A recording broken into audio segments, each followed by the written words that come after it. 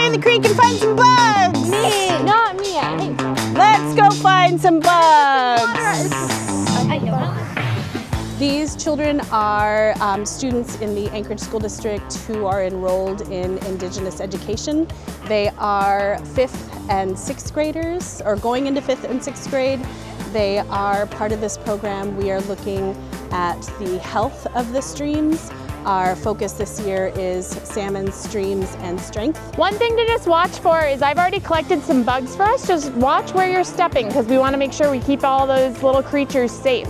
All right, let's go get in the stream. There's a nice spot to get in right over here. We are focusing on resiliency, looking at the health of our creeks, teaches our kids how to be stewards of the land, how to keep our streams healthy, and how to further perpetuate salmon life cycles. He's alive. Oh wait, there's another bug in there. We found a caddis fly. It's alive.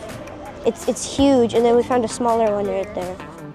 There's enough food for salmon, knowing that all these creatures exist when you can't necessarily see them when you just look at the river, I think is super important. We're looking for bugs to put in the ice tray. We found a tadpole, this giant one,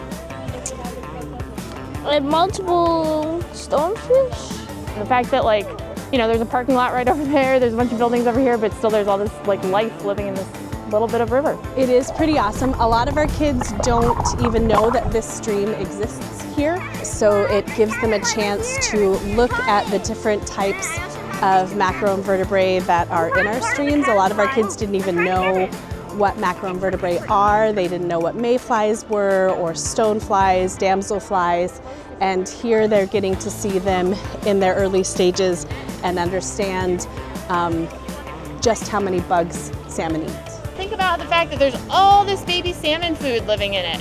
And you now know all about all the different types of bugs that we might find in a stream like this. Because it is very fun. That's another one. Taking care of the rivers, even the ones that flow through town, they're all home for salmon and other fish. So taking good care of all the environment around us, but especially thinking about how what we do on the land affects the waters.